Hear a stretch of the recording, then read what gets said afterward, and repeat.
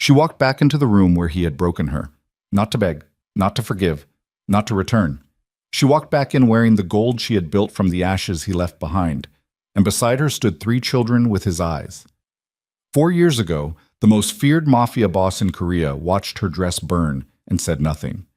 Tonight, Seo Kang-jae would finally understand what he destroyed, and what she had built from the wreckage of him. If this story pulls you in, like this video, drop a comment with your city and let me see how far this story travels. Dumb. The ballroom at the Grand Hyatt Seoul smelled like money and ambition. Expensive perfume layered over cigarette smoke, and the faint metallic bite of champagne that had been poured too early and left too long in the glass. Crystal chandeliers threw fractured light across the crowd, and every surface gleamed with the deliberate excess of people who needed the world to know they had arrived. Seoul Fashion Week's closing gala was the kind of event that separated the industry's survivors from its casualties, and everyone inside that room understood they were being watched, evaluated, and filed away in someone else's calculations. Seo Kang-jae stood near the far end of the room with a glass of scotch he hadn't touched and a posture that discouraged conversation. He was 41 years old, lean in the way of men who had never in their lives fully relaxed, and dressed in a charcoal suit that had been cut to fit him and only him. His face was the kind that photographs well from a distance. Angular jaw, sharp cheekbones, eyes so dark they read as black under artificial light. Up close, there was something wrong with it. Not a scar, not a deformity. Something behind the surface, in the quality of his attention, that made people instinctively step back when he turned to look at them directly. He had not wanted to come tonight. He had come anyway, because the Black Serpent Syndicate's legitimate business holdings included 3 fashion houses with collections on next season's calendar, and his presence at this gala was the kind of soft power move his advisors had spent 2 weeks building the argument for. He had listened to the argument. He had agreed without enthusiasm. He had arrived at precisely the time he intended to arrive, declined every offer to escort him to a table, and positioned himself where he could see the entrance, the emergency exits, the main stage, and the clusters of conversation happening near the bar without appearing to surveil any of them. This was how Kang-jae moved through the world, watchful, contained, performing calm so thoroughly that most people around him had stopped questioning whether it was real. The problem, the thing he would not admit even to himself, was that tonight the calm was costing him more effort than usual. 3 weeks ago, his mother had called him. Madame Seo Myeon did not call often. When she did, the calls were short, deliberate, and loaded with the kind of precision that had allowed her to survive 40 years inside the Seo family's machinery without being consumed by it. She had said 4 words before she hung up. She is coming back. Kang-jae had not slept well since. He told himself it was business pressure. The syndicate's eastern port operations were under review. 2 of his financial lieutenants were under surveillance by the National Tax Service. Jang Tae-sung, his oldest friend and closest advisor, had been making decisions without consultation again. Small ones, the kind that could be explained away individually but which, taken together, formed a pattern Kang-jae had not yet named because naming it would require him to act on it. He told himself any one of these things was reason enough for disrupted sleep. He was, in most matters, an honest man with himself. In this one, he was not. The crowd shifted near the entrance. A new current moved through the room, the specific ripple of attention that occurs when something genuinely unexpected walks through a door. Kang-jae felt it before he saw the cause. He had spent enough years in rooms where attention could become violence in under 4 seconds. To trust his body's reading of a crowd's energy, and what he felt now was not threat. It was something quieter and more destabilizing. Collective recognition. He turned. The entrance of the Grand Hyatt's main ballroom had double doors 12 feet high, and they had been opened fully, which meant that what walked through them walked through a frame that commanded the entire room's sightline. The lighting in the entry corridor was warm, amber gold, and she stood in the center of it, wearing a gown the color of midnight shot through with hammered gold thread, and the silence that fell over the ballroom was the kind that only happens when something genuinely stops people mid-sentence and mid-thought and mid-breath all at once. Kang-jae's scotch glass stopped halfway to a mouth he hadn't intended to raise it to. Nyla Brooks. 4 years. She was taller than he remembered, which was impossible and also absolutely true. She had always been tall, 5'10" in bare feet. But she was wearing heeled boots tonight that added 3 inches, and her posture had changed in a way that had nothing to do with footwear. She carried herself like a woman who had long since stopped making herself smaller to fit into other people's ideas of the space she was allowed to occupy. Her locks were pinned up in a crown arrangement threaded with fine gold wire that caught the light when she moved. And her face, God, her face, was the same face he had memorized and tried to unmemorize for 4 years without success. Wide-set dark eyes, a jaw that squared when she was angry, a mouth that gave very little away unless she decided to let it. She was giving nothing away now. And then the children walked in beside her. 2 girls and 1 boy, each small enough that Nyla's hands could reach down without fully extending and settle briefly on their shoulders before releasing. They were dressed in coordinated but not identical outfits, the girls in deep indigo, the boy in charcoal. And they moved with the slightly bewildered confidence of children who have been told to stand straight and not fidget and have decided to trust the adult giving the instruction. They could not have been more than 3 years old, perhaps closer to 4. The room was completely silent. Kang Jae looked at the children. He looked at their faces, and the scotch glass slipped from his hand. He caught it before it hit the floor. A reflex. 4 decades of controlled responses had made his body competent even when his mind went offline. But in the half-second between the slip and the catch, 3 people standing nearby saw it happen, and one of them, a fashion journalist whose instincts had made her career, immediately raised her phone. Kang Jae did not notice. He was still looking at the children, the boy's eyes, the girl on the left's jaw, the slope of the other girl's brow. He recognized every feature the way you recognize something that belongs to you when you find it somewhere you have no right to find it, with a shock that arrives before understanding does, an understanding that arrives before you are ready for it. They were his. The room began murmuring again, the silence cracking along invisible fault lines as people leaned toward each other and began the rapid exchange of speculation that would, within 20 minutes, become confirmed fact on every industry channel and entertainment feed in the country. But the murmuring reached Kang Jae from a distance, as though he were at the bottom of water, and the noise was happening at the surface above him. He was 4 years away from this room. He was in a different room, in a different season, standing at a different distance, watching orange light consume gold silk and telling himself he was doing the right thing. It's just a dress. He had actually said those words. He had watched her face when he said them. And then she had done the thing he had never in all his calculations anticipated. She had been completely, utterly quiet. No screaming, no weeping, no performance of devastation that he could have absorbed and managed and eventually redirected. She had simply looked at him with eyes that registered what he was, fully, finally, without illusion, and removed her wedding ring and placed it on the mantelpiece with the same deliberate care she gave to everything she made with her hands. And she had walked out of his house and out of his life, carrying his children inside her body, and he had let her go because he had told himself that was what strength looked like. He had been catastrophically wrong. Nyla had not looked at him yet. She was moving through the room now, and the crowd was parting. Not out of social obligation, because Nyla Brooks did not operate at the level of society obligation anymore. That much was obvious from the gowns photographed and the names in the programs and the way every significant editor and buyer in the room was recalibrating their posture in her direction. The crowd parted because the crowd understood, in the way crowds sometimes understand things before individuals do, that this woman had arrived at the center of the room, and the center of the room was wherever she stood. The children moved with her, navigating adult legs and the hems of expensive fabric with the practiced agility of children who have learned to stay close. Kang Jae put his scotch glass on the nearest flat surface without looking at it.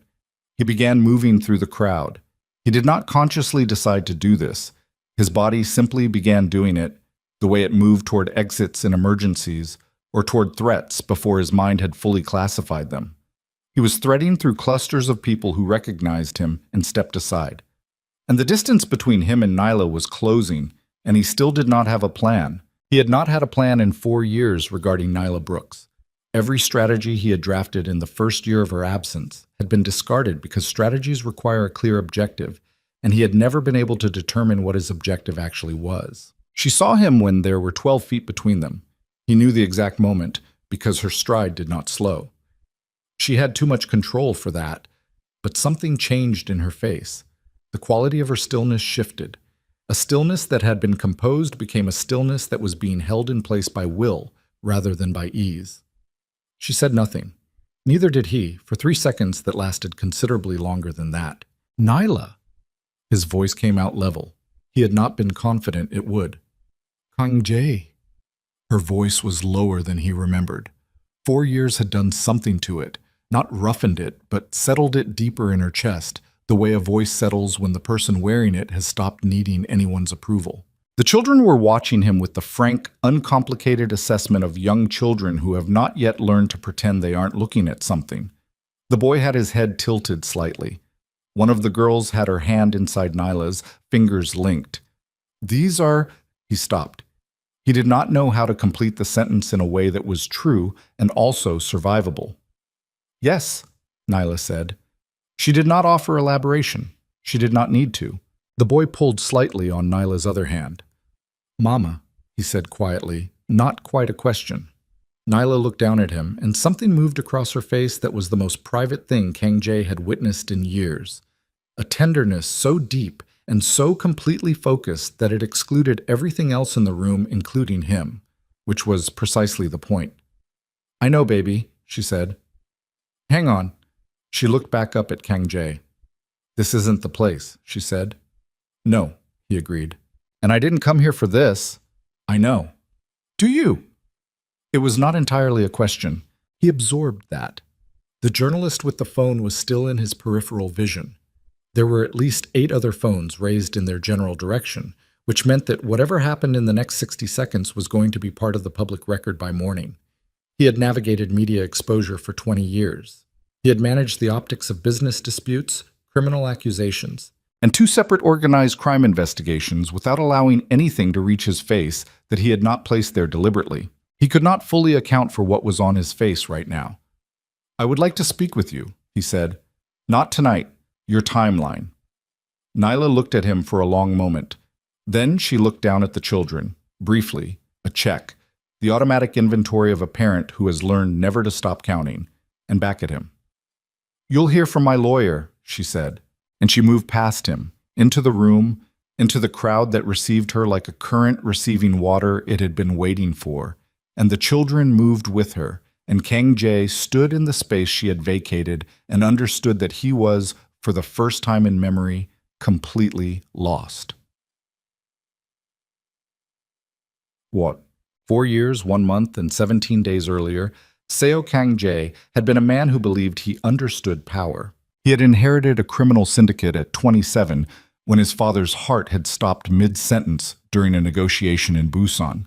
And he had spent the following 14 years making himself into the kind of leader that the Black Serpent Syndicate's enemies had nightmares about. He was not gratuitously cruel. Cruelty was inefficient and attracted unwanted attention. But he was thorough in the way of men who have decided that incompleteness is its own category of failure. When he made a decision, it stayed made. When he removed someone from his inner circle, they stayed removed. When he drew a line, nothing crossed it. He had believed until Nyla that this made him strong. Nyla Brooks had arrived in his life 3 weeks after her collection debuted at a pop-up event in Itaewon that had generated enough buzz to reach even his level of awareness, which was saying something, because Kang Jae's attention was not casually accessible. She had been 28, American-born, and Seoul-educated, the daughter of a Nigerian-American father and a Senegalese mother, and she designed clothes the way other people argued, with precision, with fury, with a point of view that refused to negotiate itself into palatability. He had attended the pop-up for reasons adjacent to business. One of the syndicate's legitimate holdings was considering acquiring a stake in an emerging fashion incubator, and he had watched her move through the crowd of people trying to talk to her, deflecting with a pleasantness that concealed, very inadequately, a total indifference to their approval. He had found her fascinating before he found her beautiful, which was the correct order. What followed had surprised him. He had not, prior to Nyla, been surprised by relationships. He had understood the mechanics of them too well. What people wanted from proximity to him, what they were willing to perform to maintain it, where their authentic edges ended and their strategic ones began. With Nyla, there had been no performance. She had been, From the first conversation in his car on the way to a dinner, she had accepted with visible reluctance exactly what she appeared. Direct, genuinely funny when she chose to be, allergic to small talk, capable of sustained silences that most people found uncomfortable, and that he found, against all expectations, restful. They had married 14 months after the pop-up. It had not been a conventional courtship, and it had not been a conventional wedding, and nothing about the 2 years that followed had been conventional, which was the point. Nyla did not want the version of his life that he showed the world. She wanted the actual one. The one with the arguments at 2 a.m. about decisions that mattered, the one with the silences that said things the words hadn't gotten to yet, the one where she could push back against him without calculating whether it was safe to do so. He had never had anyone in his life he could not intimidate, even slightly, into compliance. He had found it equal parts maddening and necessary. And then Yoon Hae-rin had entered the picture, and Kang Jae, who prided himself on seeing manipulation before it had finished being constructed, had failed, with astonishing completeness, to see it at all. Hae-rin was the kind of beautiful that required maintenance and resources and a specific quality of attention from men with money, and she had been in the periphery of the CO family's social circle for years. The daughter of a business ally, present at events, unremarkable in the way of people who have learned that the most effective invisibility is performed by standing in plain sight and being exactly what is expected. She had been friendly with Kang Jae's business associates. She had been pleasant at dinners. She had, without his noticing, made herself indispensable to several of the people whose opinions he respected. When Nyla's second collection began receiving international attention, when the calls started coming from Paris and New York and Milan, when the fashion editors began using her name in the same sentences as designers who had been building careers for decades, Hae-rin began working. She was subtle. She had to be, because Kang Jae was not a man whose mind was easily redirected. She did not make accusations. She planted suggestions, small observations, offered lightly and seemingly withdrawn before they could be examined. Isn't it interesting how much time she's spending with the international buyers? I suppose that's what success requires. You must be proud of her. It can't be easy for her to be in the spotlight when you prefer to stay out of it. She never said, "Your wife's success is making you look weak." She said, "You've always been so private, it must be an adjustment." Her name being everywhere. And Kang Jae, who was 40 years old and had never in his adult life been genuinely insecure about anything, discovered that insecurity did not announce itself.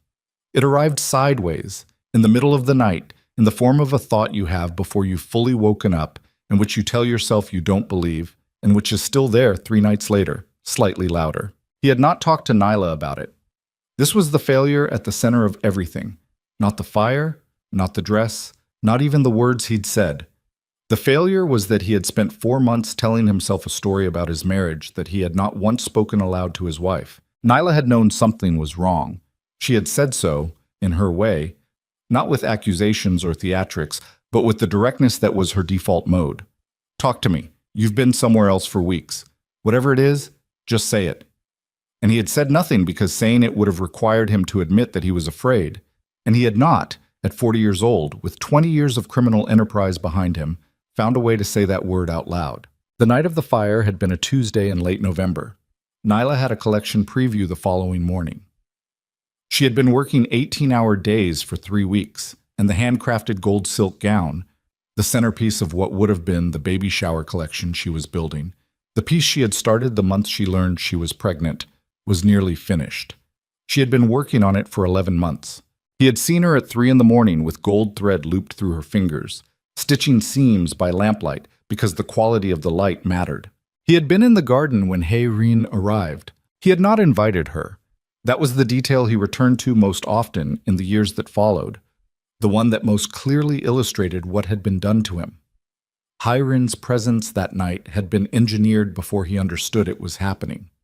She had manufactured a business pretext through one of the syndicate's front offices, had arrived at the house with 2 of his senior men who vouched for the legitimacy of the visit, and Kang Jae, whose instincts were usually so reliable, had been so deep in the cold water of his own unexamined insecurities that his defenses had simply not been running at full capacity. He did not know exactly at what point in the evening Hae-rin had gone upstairs. He knew what he had seen when he heard the smell of smoke and came inside.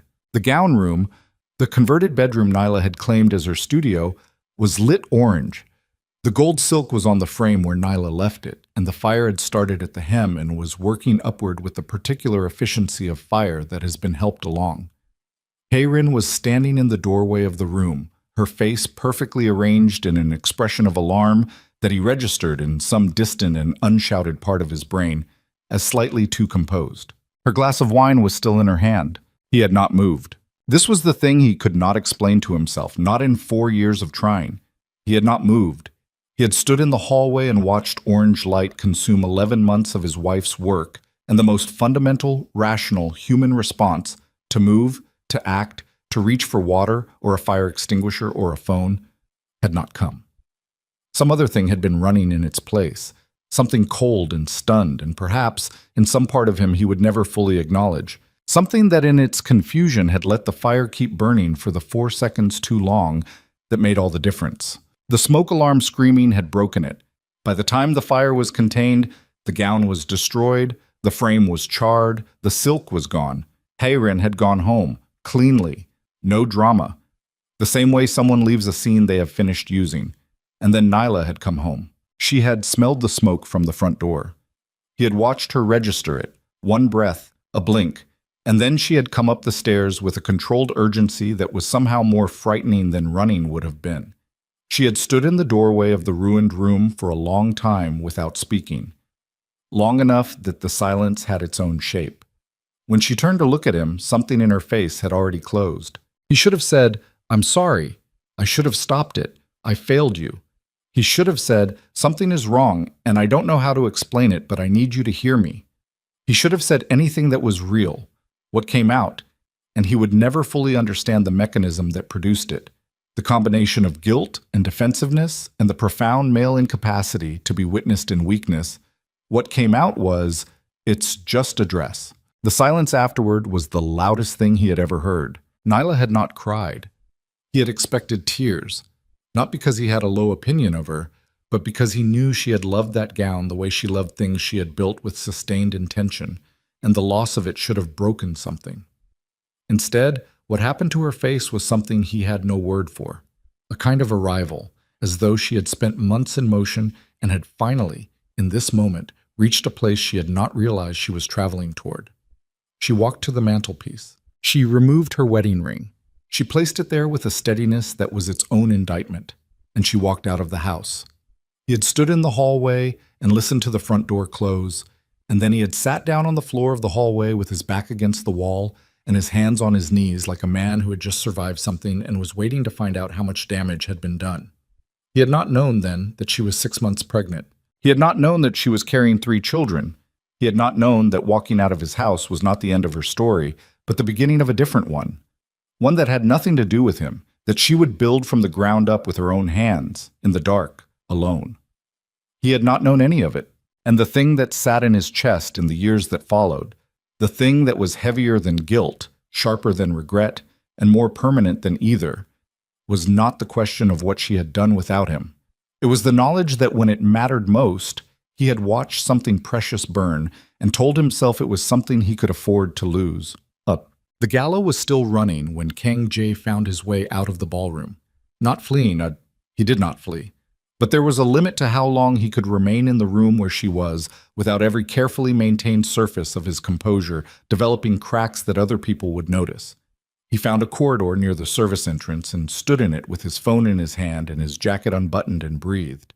His phone had 12 missed notifications. He ignored them. He called his mother. Madame Seomiyeon answered on the second ring, which meant she had been awake and waiting, which meant she had known this was going to happen tonight, and had chosen not to warn him beyond those 4 words 3 weeks ago. "You knew," he said. A pause. Not discomfort. His mother did not do discomfort over the phone, and barely in person. The pause of someone deciding how much of what they know to give. "I knew she had registered for the gala," his mother said. "I did not know about the children until tonight." "Did not know or did not tell me?" Another pause. Longer. "Kang Jae. Which is it?" His mother's voice when she spoke again was the voice she used when she was deciding to tell a truth she had been maintaining a different version of. He had heard it 3 times in his life. The last time had been the morning of his father's funeral. I've been in contact with Neela, she said, for the past 3 years. The corridor was quiet. Somewhere behind the service door there was the clatter of catering staff clearing plates. Kang Jae did not move. You were in contact with her, he said carefully, for 3 years. She needed help after she left. She was pregnant and alone, and she did not want you to know where she was. I respected that. You are my mother. I am also those children's grandmother. A pause. And I am not entirely certain, my son, that what you needed 3 years ago was to be found by her rather than to sit with what you had done. He pressed the heel of his hand against the wall. The plaster was cold. She doesn't want to speak to me, he said. She said I'd hear from her lawyer. Then you will hear from her lawyer. I have 3 children I have never met. Yes. And you... He stopped. There was too much at the end of that sentence. He chose the part that was most immediate. Why tonight? Why the gala? His mother was quiet for a moment. When she spoke, there was something in her voice that was as close as she would ever get to satisfaction. Because, she said, Nyla Brooks does not hide anymore. She has not hidden for 2 years. She is the most talked about designer at this week's shows. Her face has been on every major industry publication. She decided when she was ready to be seen. Tonight she was ready. And the children. She decided they were ready too. Kang Jae closed his eyes. He thought about the boy's tilted head, the girl's hand inside Nyla's fingers, the way his children had looked at him, not with hostility or with hurt, but with the wide, uncomplicated curiosity of children who have not been told to feel any particular way about a man they had never met, and who therefore simply, openly, looked.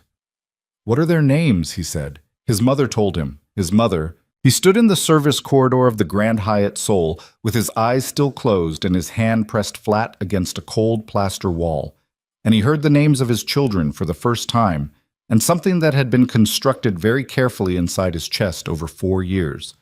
Every brick of it placed deliberately, every seam reinforced, began without warning or permission to come apart. He did not make a sound.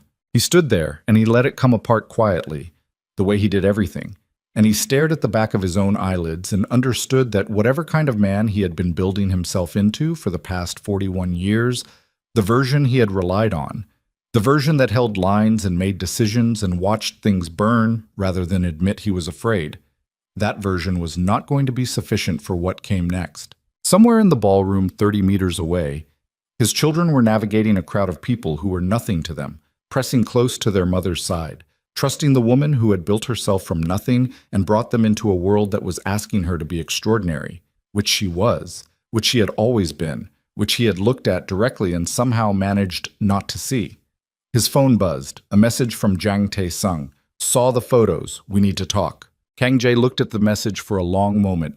He put the phone in his pocket without responding. Whatever Tae-sung wanted to talk about could wait. Everything, right now, could wait. Except the question of what kind of man you could still become at 41, when the evidence of everything you had failed was standing in a ballroom wearing his eyes and had not yet been given a reason to know his name. The message from Tae-sung was still sitting unread in Kang Jae's pocket when he got home. The house was too large and too quiet, in the way that large, quiet houses become when they have held a life that is no longer there. Kang Jae had not redecorated since Neela left. He had told himself this was because he had no interest in interior design and the house functioned adequately as it was. The truth, which he did not examine directly, was that changing anything would have required him to make a decision about what the space was now, and he had not been ready to make that decision. So the house remained. Her color choices on the walls, her preferred lamps in the corners, the kitchen organized in the particular illogical to everyone else logic of a woman who cooked by instinct rather than by recipe, and needed her tools in the places her hands already knew to reach. He poured 2 fingers of scotch and did not drink it. He sat at the kitchen island with his jacket folded over the back of the stool beside him and his sleeves rolled to the elbow, and he looked at the countertop and thought about 3 names: Ji-woo, Ji-an, Ji-hoon. His mother had said them in the order of birth. The girls first, then the boy. She had said them simply, without drama, the way you say names that have existed long enough to be unremarkable to the person who knows them, and the unremarkableness of it, The fact that these names had been in daily use for nearly 4 years while he had been living inside a version of reality that did not include them was the part that kept arriving in his chest like something thrown hard. His children had names he had not given them. They had birthdays he had not attended. They had first words he had not heard, first steps on floors he had not been standing on, first nightmares that someone other than him had sat up to address. They had a life that was complete and coherent and did not contain him, and he had built that absence himself, with his own hands, in the space of one sentence spoken in a hallway in November. It's just a dress. He pressed his thumb against the rim of the Scotch glass hard enough to feel the edge. His phone buzzed again. Tae-sung. A second message. Kang Jae. The photos are everywhere. This is a problem we need to manage tonight. He read it this time. He read it twice. Then he set the phone face down on the counter and stared at the wall. Tae-sung's instinct to classify what had happened tonight as a problem requiring management was so precisely the wrong instinct that it told Kang Jae something he had been edging toward for months without fully arriving at. You could measure a person's actual priorities by what they reached for first under pressure. Tae-sung had looked at photographs of Kang Jae's children appearing publicly for the first time, and his first move had been optics. Not, "Are you all right?" Not, "What do you need?" Not even the simpler and more honest, "What does this mean?" Just, "This is a problem we need to manage." Kang Jae turned the phone face up and called him. Tae-sung picked up before the second ring. "Finally, Come to the house," Kang Jae said. A pause. "Now?" "Now." He hung up. Jang Tae-sung arrived 40 minutes later, which meant he had not come directly from wherever he'd been and had taken enough time to prepare himself.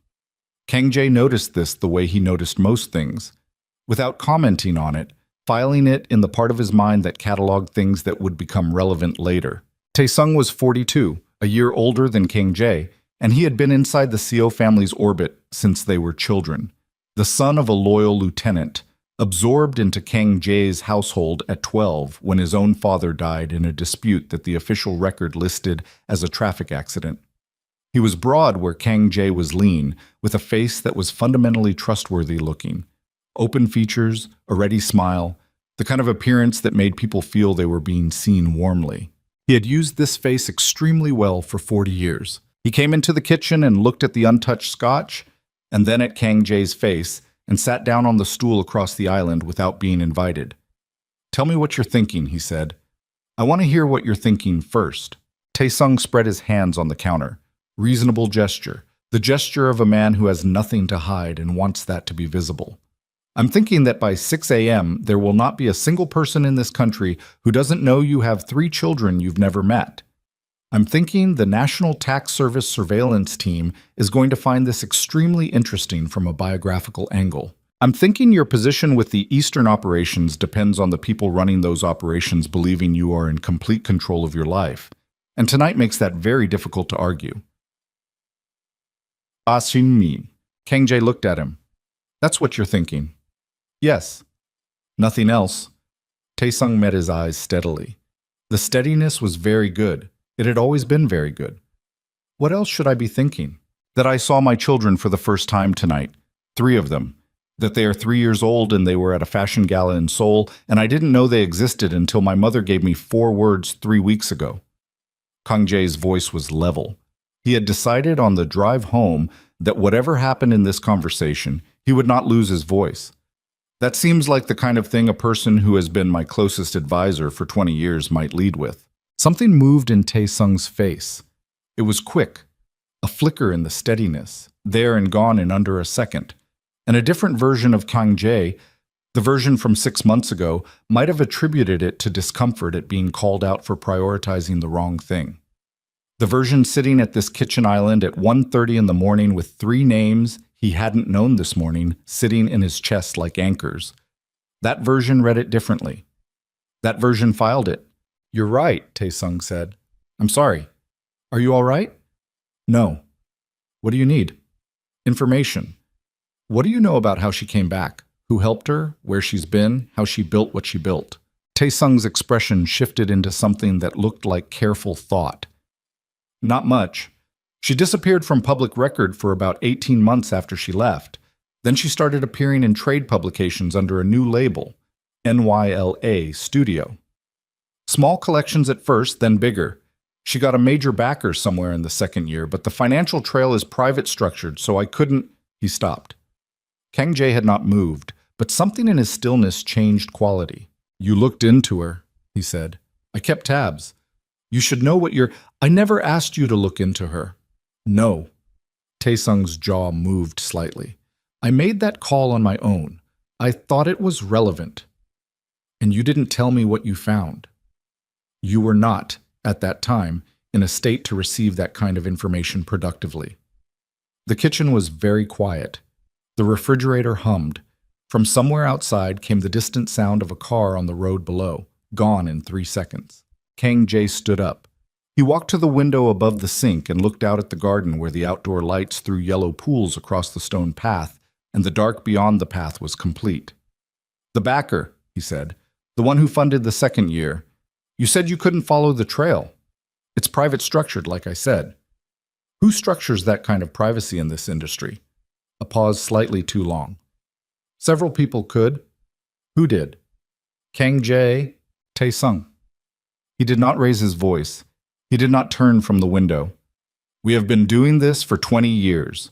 You know what my voice sounds like when I am asking and what it sounds like when I am telling you I already know the answer and need you to confirm it so I don't have to keep looking at you and wondering why you won't. The silence this time was longer. Outside, the garden lights hummed.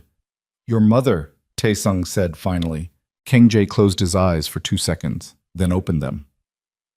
My mother funded Nyla's company. Starting about 8 months after Nyla left. The initial structure was through one of the family's private trusts, the Jeonju Holding, the one your father set up for non-operational assets. It was done quietly. I found it 14 months ago. And you said nothing. I thought, what? He turned now. What did you think? Taesung looked at him across the kitchen island with an expression that Kang Jae was reading in real time and finding increasingly difficult to reconcile with the face he had known for 3 decades. There was something there that was not quite guilt and not quite defiance. Something more complicated than either. Something that had its own agenda. I thought it was information that would be more useful at the right moment, Taesung said. The sentence landed in the room and sat there. More useful at the right moment. Not more useful when you were ready to hear it. Not more useful when Nyla had decided what she wanted. More useful. The passive framing, the unattached comparative, at a moment determined by someone other than Kang Jae. More useful as a piece on a board rather than a fact between friends. Kang Jae looked at the man who had been his closest friend since childhood. He looked at him for a long time. Get out of my house, he said. Taesung stood. He picked up his jacket from the back of the stool. His face had settled into an expression of wounded dignity that was, Kang Jae now understood with the cold clarity of a thing finally seen, a performance like most of his expressions had been. Performances very well rehearsed over decades. You're upset, Taesung said. I understand that. Call me when... Call me. I will not be calling you. Kang Jae's voice had not changed volume or temperature. It was the same level tone he had used all night. I want you to hear that clearly. I will not be calling you. I will be having a different conversation with you, in a different setting, when I have had time to understand the full shape of what you've been doing. But tonight you will leave my house, and you will not come back to it. Taesung looked at him. For a fraction of a second, less than a second, a sliver, the warmth dropped entirely from his face. What was underneath it was flat and still, and had no interest whatsoever in being witnessed. Then the warmth came back. Of course, he said pleasantly. Take the time you need. He walked out. Kang Jae listened to his footsteps cross the hallway, listened to the front door open and close, listened to the sound of the car starting in the drive and pulling away. Then he turned back to the window and stood there in the kitchen light with the garden dark outside and his untouched scotch on the counter behind him. He thought about 14 months. Taesung had known for 14 months that Madame Seo was funding Nyla's company. He had known, therefore, that Nyla was alive and building and supported and in ongoing contact with the Seo family. He had known this and said nothing. He had classified it as information to be deployed at the right moment. The right moment for whom? That was the question that was beginning to form its full shape in the back of Kang Jae's mind. The question that had been assembling itself in pieces for months.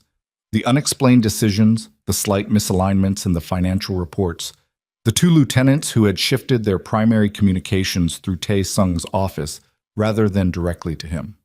Small things, individually explicable, collectively forming a pattern he had been looking at without naming, because naming it meant acknowledging that the man he trusted most had been, for an undetermined period of time, building something that ran alongside Kang Jae's life rather than inside it.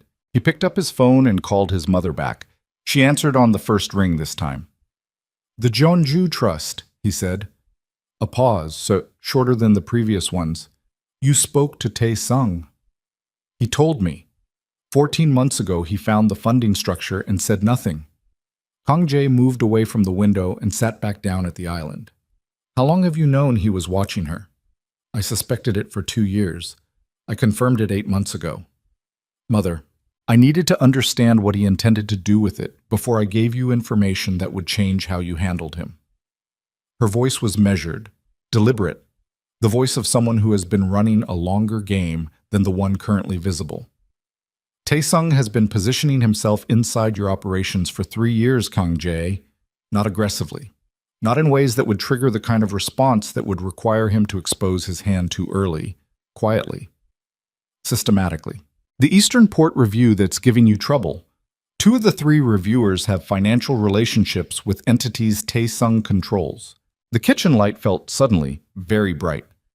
"The NTS surveillance," Kang Jae said slowly, "was not random." He sat with that for a moment. The refrigerator hummed. The garden was dark outside. "He brought the surveillance on us." "Not directly. Through 3 intermediaries over 18 months. I have the documentation. I've been building it." "Why didn't you—" He stopped. He knew why. The same reason she hadn't warned him about Nyla until 3 weeks ago. The same reason she had told him about the trust in the manner and timing she had chosen. His mother was a woman who understood that information released too early was information that could be reacted to and therefore countered. She had been waiting until the full picture could be delivered in a form that left no room for Tae Sung to maneuver. "The gala tonight," he said. "Nyla coming back publicly. That was part of it." Nyla made her own decision about when to return to public life. She does not know about Tae Sung's activities, but yes, her return creates a context in which certain documents I have prepared will be received very differently than they would have been a month ago. Kang Jae pressed 2 fingers to the bridge of his nose. He thought about Hae-rin's face in the doorway of the burning room, the too composed expression, the wine glass still in her hand. Hae-rin, he said, was not acting independently. His mother's voice was flat and careful, in the way of a person delivering something they have held for a long time. She was introduced to our circle through Tae Sung. Her access to our household that night was facilitated through clearances he approved. I do not believe he told her to burn the dress. I believe she was a person he had cultivated and positioned, and what she chose to do with that position on that particular night was her own decision. But the opportunity was his construction. The silence in the kitchen was the loudest silence of the night. Kang Jae sat very still. He thought about the year before the fire. The small observations Hae-rin had placed in his ear like seeds. Never accusations, just suggestions. Isn't it interesting? You must be proud. It must be an adjustment. He thought about who she had been talking to before she talked to him. He thought about how a man who wanted to destabilize the most important relationship in your life might go about doing it. If you were patient enough and smart enough and had spent 30 years learning exactly which angles of your psychology were accessible. He thought about the night of the fire and the hallway afterward and his wife's face as she placed her wedding ring on the mantelpiece. He thought about 3 children who were 3 years old and had his eyes and had names he'd learned tonight and had never heard his voice say their names back. He stood up abruptly. The stool scraped back loud against the tile. I need the documentation, he said. Everything you have on Tae Sung. All of it. I'll send it tonight. And I need... He stopped. He pressed his hand flat on the counter. I need Nyla to know that what happened 4 years ago was not only my failure. She deserves to know that she was targeted, that the fire wasn't... He stopped again. that there were forces she doesn't know about. His mother was quiet for a moment. Nyla is a woman who built an empire while raising 3 children alone, she said carefully. She does not need your explanations to understand her own strength. But yes, she deserves the full truth. Whether that changes anything between you, that is not a decision you get to make for her. I know that. Do you? He did not answer that one. He stood in the kitchen of the house that still had Nyla's color choices on the walls and her lamp placement in the corners, and he looked at the untouched scotch on the counter, and he understood, clearly and without the buffer of self-deception, that what he had believed for 4 years, that he was a man who had made a catastrophic mistake born of weakness and pride, was true and also incomplete. He had been a man who had been carefully and deliberately moved into position to make that mistake. That did not make the mistake less his. The hand that had not moved, the voice that had said those 4 words, the door he had not chased her through, these were still his, completely, and no amount of Tai Sung's machinations changed the fact that a better version of himself would not have been accessible to those machinations in the first place. But Nyla had walked out of his house believing she had married a man who, under pressure, had simply not loved her enough. She had built 4 years of independence on the foundation of that belief. She deserved to know that the pressure had been engineered. His phone buzzed, a number he didn't recognize. He answered. Mr. Seo, a woman's voice, professional, clipped. My name is attorney Shinji Young. I represent Nyla Brooks. She asked me to contact you tonight. She wants to establish ground rules for any future communication before the press cycle on tonight's photographs becomes unmanageable. A pause. She also wants you to know that she is aware you spoke with your mother this evening, and that whatever your mother told you, her position has not changed. Kang Jae absorbed this. What is her position? He said. Her children are not a negotiation. Any contact you wish to have with them will be structured, supervised, and on her timeline. She is not interested in your explanations, your apologies, or your remorse. She is interested only in what you are willing to do, consistently, over time. The last sentence landed with the particular weight of something that had been thought about very carefully before being said. What you are willing to do, consistently, over time. Not what he felt, not what he intended, not what he was sorry for, what he was willing to do. Tell her, Kang Jae said, that I understand the terms. She'll be in touch through this office. Attorney Shin paused again, a beat of silence that felt like it had been placed there intentionally. One more thing. Ms. Brooks asked me to tell you that Yoon Hae-rin contacted her 3 days ago. Hae-rin claims to have information about the night of the fire that Ms. Brooks does not yet have. Ms. Brooks has not met with her. She wanted you to know that this contact occurred before she decides how to respond to it. The kitchen floor was very solid under Kang Jae's feet. He was aware of it the way you become aware of the ground when something above you begins to shift. Hae-rin had contacted Nyla 3 days before the gala. 3 days before Nyla walked back into public life with his children beside her. The timing was not accidental. Nothing, he was understanding now with a clarity that had the cold quality of water on a face that has been too long in the heat, had been accidental for a very long. The documentation arrived at 2:47 a.m. Kang Jae was still at the kitchen island when his phone lit up with his mother's transfer. An encrypted file package routed through the family's private legal channel, the kind of structure used for things that could not afford to be intercepted. He opened it on his laptop and read for 90 minutes without moving except to turn pages. By 4:15 a.m., he had a complete picture of the last 3 years of his life that was almost entirely different from the one he had been living inside. He sat back in his chair and looked at the ceiling. Jang Tae-sung had begun his restructuring of the Black Serpent Syndicate's legitimate business holdings not 3 years ago, as Kang Jae had estimated, but 4 years and 2 months ago. The timeline in his mother's documentation was precise and sourced. Shell company registrations, wire transfers, board appointment records, and 3 signed testimonials from syndicate financial officers who had been quietly approached by Madame Seo over the past 18 months and who had, after careful consideration of their own legal exposure, decided that cooperation was preferable to proximity to whatever Tae-sung was building 4 years and 2 months ago, which placed the beginning of Tae-sung's restructuring at approximately the same time that Kang Jae and Nyla had announced the pregnancy. Kang Jae put his hand flat on the table and looked at it. He thought about what his mother had said. She was introduced to our circle through Tae Sung. Her access to our household that night was facilitated through clearances he approved. He thought about the timeline. Tae Sung had begun moving against the syndicate at the exact moment that Kang Jae's personal life became most vulnerable. When a man is expecting 3 children, his attention divides. His priorities shift. The calculations he makes about risk change because the cost of catastrophic failure has changed. It now includes people he has not yet met, but whom he has already, on some fundamental level, decided to protect. Tae Sung had known this, had known Kang Jae better than almost anyone alive, had spent 30 years studying the exact architecture of how Kang Jae's mind worked and where its load-bearing walls were.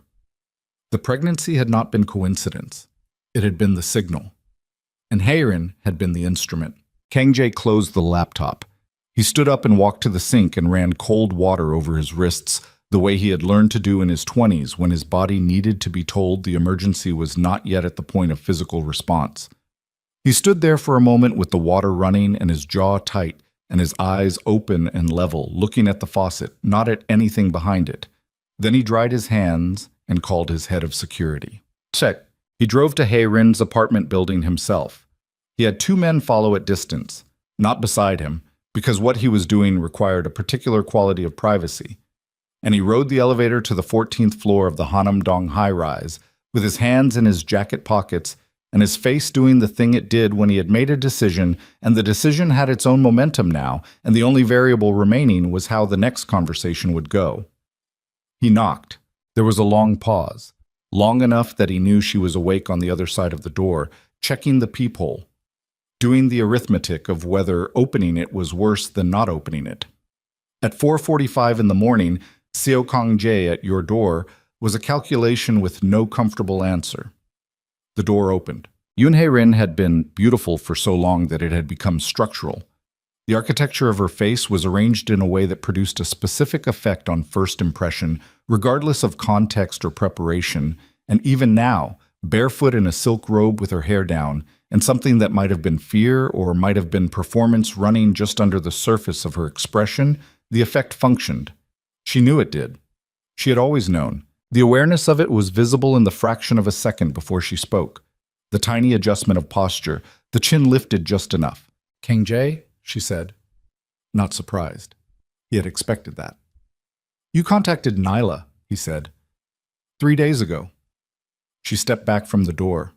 Not an invitation, so more of a concession, the body acknowledging before the mind committed. He walked in. The apartment was expensive and precisely arranged, the kind of space that communicated taste without revealing anything personal about the person living in it. He had been here twice before, years ago, and it looked exactly the same. No accumulation, no evidence of the random, lived-in quality of a space someone actually inhabited with their full self. Everything curated, everything controlled. He stood in the center of the living room and did not sit down. "What did you tell her?" he said. Haerin pulled the robe tighter at her collar. The gesture was the most unguarded thing about her. "I told her I had information about the fire, about what really happened." "And what really happened in your version?" She looked at him for a moment with an expression he couldn't fully read, something that moved between calculation and something older and less managed underneath it. "You already know," she said. "I want to hear you say it. Kang Jae, say it." The room was quiet. Outside, Seoul at 4:45 a.m. was the specific silence of a city that never fully stops but drops to a frequency too low to be heard from 14 floors up with the windows closed. Haerin sat down on the edge of the white sofa. She looked at her hands for a moment. When she looked back up, the calculation was gone from her face. What was left was something that, in a different context and a different person, might have been called exhaustion. "Taesung told me what he needed," she said. "He needed Nyla gone. He needed her gone before the triplets were born, so there was no family structure for you to anchor to. He said if she stayed, if the children were born into your household, you would consolidate around them, around her. He said it would make you immovable." A pause. He wasn't wrong about that. "So you burned the dress." "I started the fire." Her voice was flat. A woman reciting a fact. I used a lighter and a glass of accelerant from the bar cart in the studio, and I held the flame to the hem. It took about 4 seconds to catch. The matter-of-factness of it hit differently than anger would have. Anger had a human temperature. This was something else. Kang Jae looked at the woman sitting on the white sofa and felt, for the first time in the years since that night, the specific quality of grief that arrives when you understand that a catastrophe you have been blaming yourself for was, in part, a performance stage for your consumption. "And what did you get," he said, "for doing it?" "A 30% stake in the Busan Distribution Holdings, transferred the following March through the Jeonju restructuring." She paused. "I want you to know that I understood what I was doing. I'm not going to tell you I was manipulated. Taesung gave me an option, and I chose it." "Why are you telling Nyla now?" Heron looked at the floor. Her foot moved slightly. A small, restless press of toes against the carpet, the kind of movement that happens below the level of conscious control. "Because she's back, and because I thought this was business. I thought it was a play inside a business dispute, and she would go, and eventually she would rebuild somewhere, and the children weren't supposed to—" She stopped. The sentence had run out of a direction she was willing to go. "I didn't know she was pregnant when I did it." She was visibly 6 months pregnant. "I didn't know it was triplets." The distinction she was trying to make was too small to carry the weight she was putting on it. Kang Jae watched her try to carry it and looked away. "You told Nyla you had information," he said, "but you haven't met with her yet." "No." "Why contact her 3 days before the gala?" Hae-rin looked up. "Because Taesung told me to." The apartment's silence became a different quality of silence. Kang Jae turned to look at her fully. "Say that again." 3 weeks ago, Taesung came to me. He told me Nyla was planning to return publicly. He said I should contact her before the gala. Tell her I had information. Make sure she knew before she walked back into the spotlight. Hae-rin's jaw was tight. He said it would destabilize her, make her uncertain, walk back into the most important night of her career carrying the weight of not knowing what I knew. "He used you to shake her before her own comeback." "Yes." "And you did it." A pause barely long enough to be a pause. "Yes." Kang Jae had been standing with his hands in his jacket pocket since he came in. He removed them now and crossed his arms over his chest, not in the body language of defense, but of a man who needs something to hold himself in place while he processes an architectural shift in his understanding of a situation. Taesung had known about the gala, had known Nyla was coming back, and 3 days before it, he had deployed Hae-rin, the one person in the world whose contact would guarantee maximum psychological disruption, to make sure Nyla arrived at her own triumphant return, carrying an open question about the worst night of her life. The man had been trying to destabilize Nyla even now, even after 4 years, even after she was no longer in Kang Jae's house or his life, which meant Nyla was not incidental to Taesung's current play. She was still a variable he was actively managing. "What else did he tell you to do?" Kang Jae said. "That's all." Hae-rin, she flinched, genuinely, not a performance, a real movement of the muscles around her eyes. "He said if Nyla met with me and I gave her the full story about the fire, about him, I should include something else. He gave me a document, a financial record." She stood up and moved to the bedroom door, disappeared for a moment, came back with an envelope. She held it out. He took it, opened it. It was a record of a wire transfer from a holding company he recognized, one of the Seo family's legitimate entertainment subsidiaries, to an account in Nyla's name, dated 6 weeks after she left, for an amount large enough to constitute, on its surface, a payoff. His mother's handwriting was not on it. The authorization signature was not his. The account structure was not one his family used. But the holding company name was Seo, and the account was Nyla's. And on paper, without the context of what he now knew about the Jeonju Trust restructuring, it looked exactly like a man paying his wife to disappear quietly and never come back. "This is fabricated," he said. "I know that. Taesung made this. He has someone inside your financial compliance office.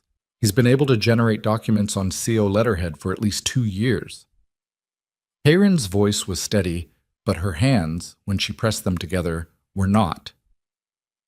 He wanted me to show this to Nyla as part of my testimony, so that even when she got the truth about the fire, even when she finally understood that what happened that night wasn't entirely your failure, she would walk away believing you had paid her off, that you had engineered her exit as cleanly as everything else. Kang Jae looked at the document in his hands. He looked at it for a long time. The fabrication was good. It was not perfect.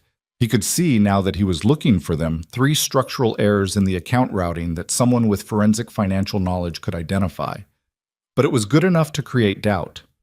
Good enough that a woman who had spent 4 years building her understanding of that night around a specific set of facts might, upon seeing this, feel the ground shift under everything she had constructed. Taesung had been going to let Hae-rin deliver a partial truth as a delivery mechanism for a devastating lie. Hae-rin's confession, the fire, the arrangement, Taesung's role, would make Nyla open, would crack the sealed version of that night she had been living with. And then, in that open and newly vulnerable place, Taesung's fabricated document would land and tell her, even the man you thought simply failed you was more calculated than that. Even his silence was purchased. It would not destroy Nyla. Kang Jae was clear-eyed enough about her to know that. But it would make reconciliation, any version of a future in which he was allowed to know his children, and she did not have to hold a story about him that was constructed entirely of his failures, functionally impossible. That was the point. Taesung did not need Nyla destroyed.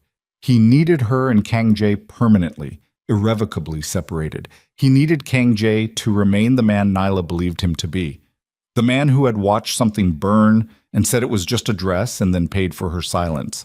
Because that man was isolated. That man had no claim on his children, no moral standing, no family structure to anchor to. That man was exactly as movable as Taesung needed him to be. Kang Jae set the document on the glass coffee table. "Why are you telling me this?" he said, instead of going through with it. Hae-rin looked at him. For the first time since he had walked in, she looked like a person rather than a position. It was not comfortable to look at. "Because I've been doing Taesung's work for 4 years and I have nothing to show for it except a stake in a distribution company that he's been quietly devaluing for 8 months, and whatever I thought I was building by being useful to him, I don't have it." Her voice had dropped. "And because those children at the gala tonight, I saw the photographs." A pause. "I didn't know about them. I knew she was pregnant. I didn't know they were. I didn't think about what they would be. That they would be actual people." The sentence was inadequate. She seemed to know it was. She didn't try to improve it. "I need to go to Nyla," Kang Jae said. "Taesung will know you've been here." "I know. He has surveillance on this building. He probably has it on yours." She hesitated. "He told me 3 days ago that if I deviated from the plan, he would make sure the full financial record of my arrangement with him became public. My involvement in the fire. All of it." A pause. "I'm going to lose everything anyway. I know that. I just decided I'd rather lose it having done the one thing that might—" She stopped again.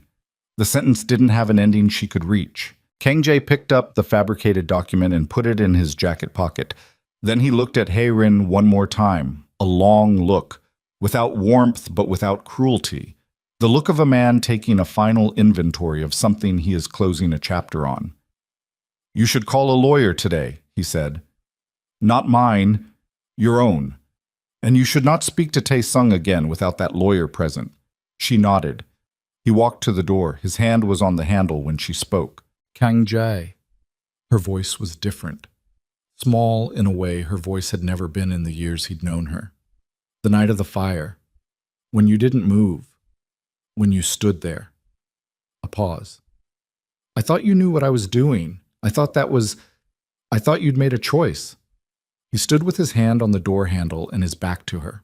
"I didn't know," he said. "I stood there because I was—" The word was there.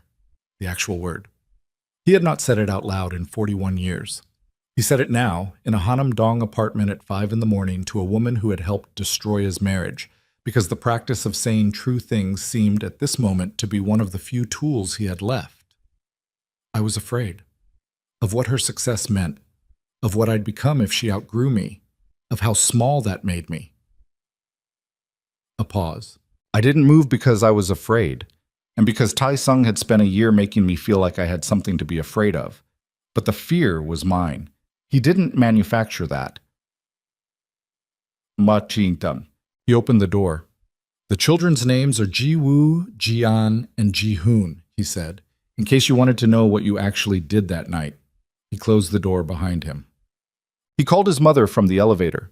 She answered immediately. He had stopped being surprised by this. Taesung has a fabricated financial document, he said. SEO letterhead, account in Nyla's name, structured to look like a payoff. He has someone inside financial compliance. I need you to find out who, and I need it locked down before morning.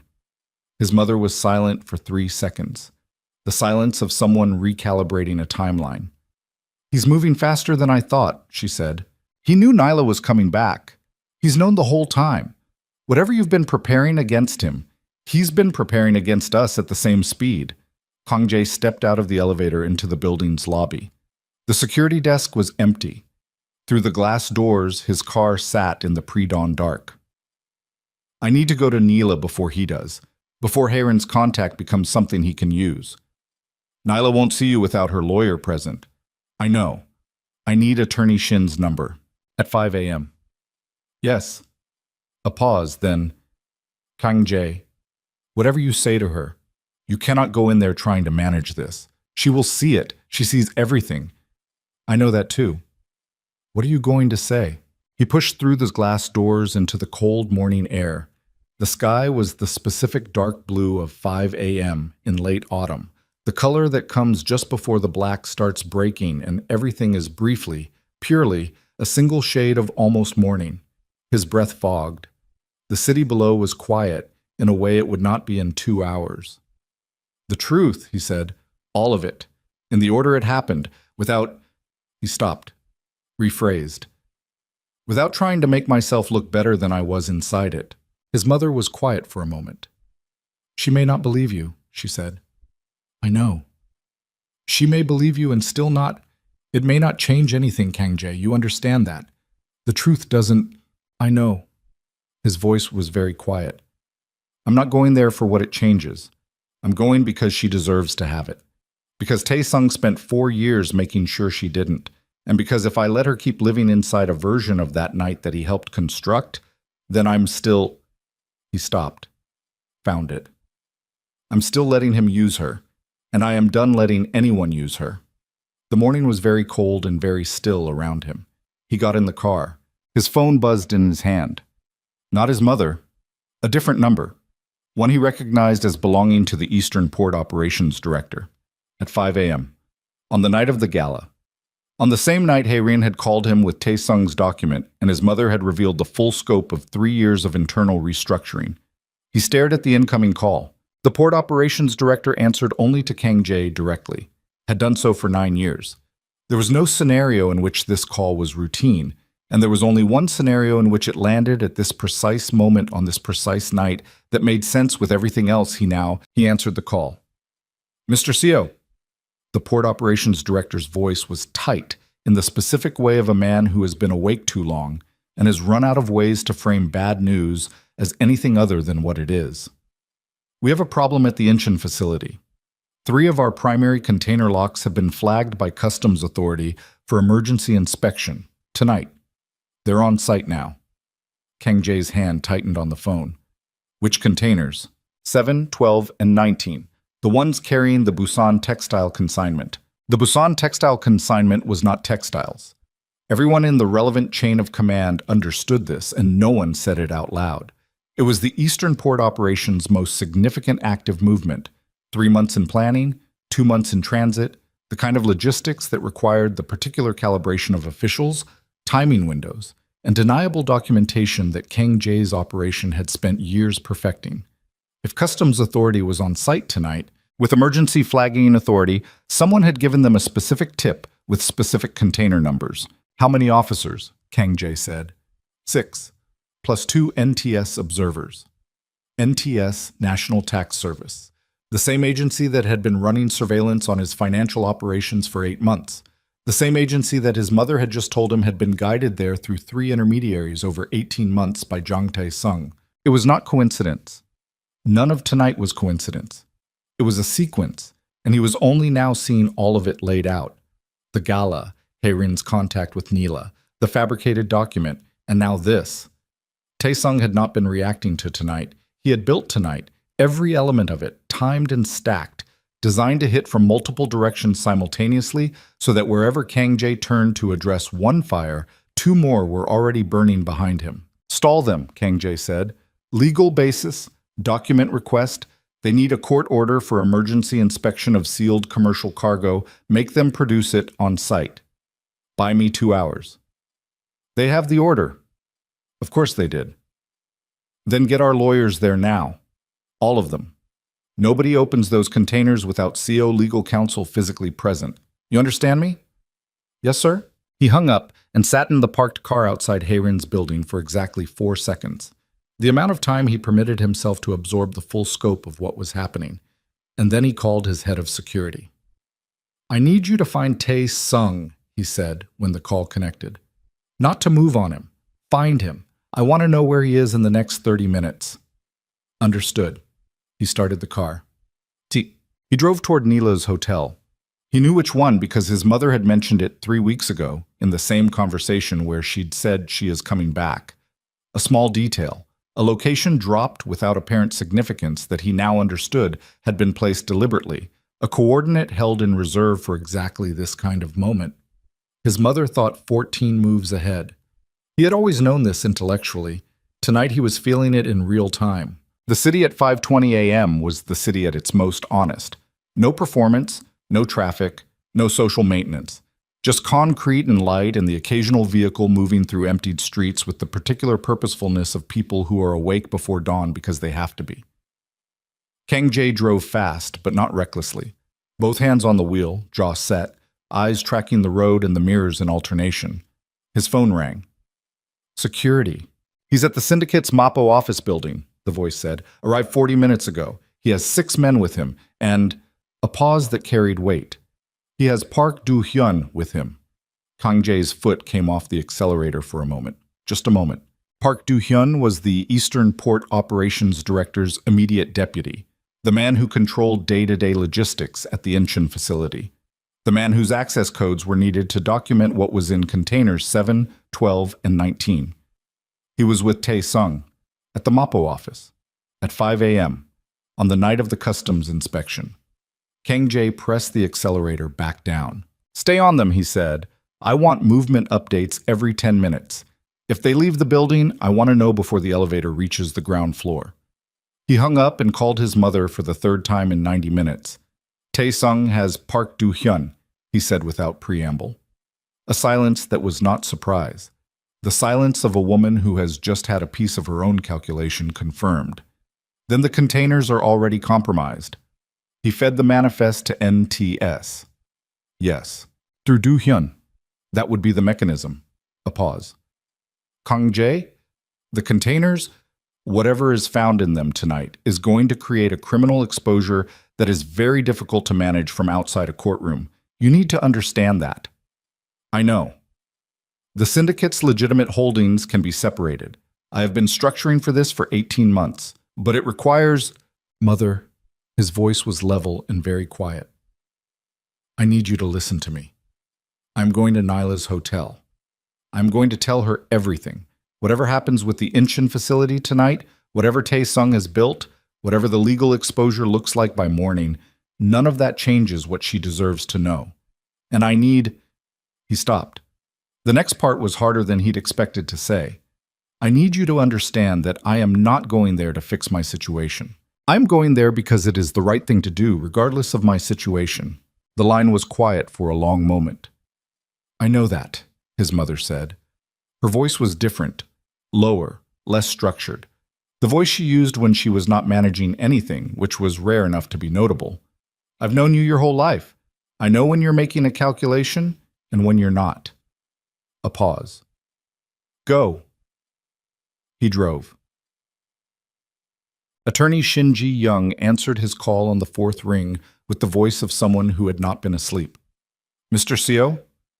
I need to speak with Nyla, tonight, now.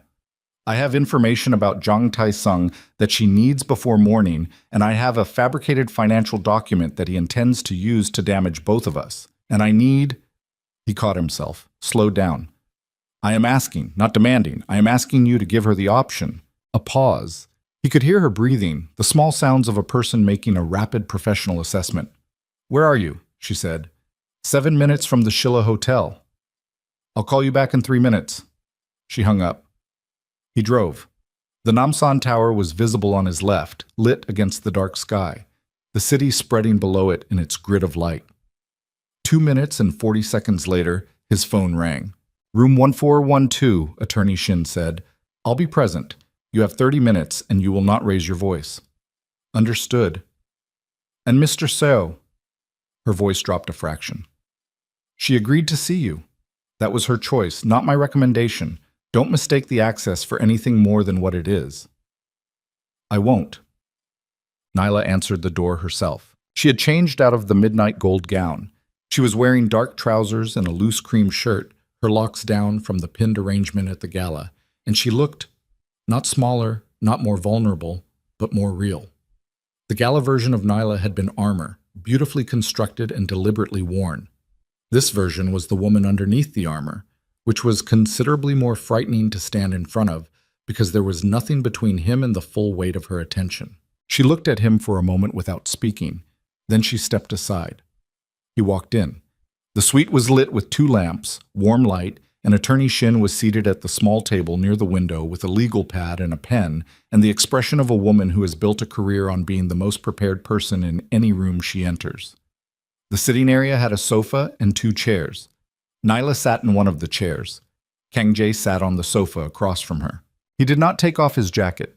He reached into it and removed the fabricated document and placed it on the coffee table between them. Tae-sung made this, he said. He has someone inside my financial compliance office who can generate documents on CO letterhead. This is structured to look like a payoff, from a CO holding company to an account in your name 6 weeks after you left. He was going to have Hae-rin deliver it to you as part of her testimony about the fire. The confession was going to be real. This part was the knife inside it. Nyla looked at the document. She did not touch it. Her face was doing the thing he recognized, the stillness that was held in place by will. But something else was there too, a quality of alertness that told him she had not been asleep when he called, that she had been awake and already thinking about things adjacent to what he had just placed in front of her. I know about Tae-sung, she said. He looked at her. Not everything, she said. But your mother, we've talked, over the years. She didn't tell me the full picture, but she told me enough to know that what happened the night of the fire wasn't that there were people who wanted me gone. Her jaw moved slightly. I've known for about a year. The room was quiet. You've known, he said slowly, for a year. That someone engineered the circumstances. Yes. Her voice was level, controlled in the way of a woman who has had a long time to process something and has done the work. I didn't know the specifics. I didn't know it was Tae-sung or how far back it went. But I knew that Hae-rin didn't act alone, and I knew... She stopped. Something moved across her face. I knew you were not the man I saw that night. I knew that wasn't... Another stop. Harder. I knew your failure was real. The things you felt. The insecurity, that was real. I'm not taking that away from you, but the fire itself, I knew someone helped it happen. Kang Jae sat with this for a moment. And you built everything anyway, he said. Yes. Knowing.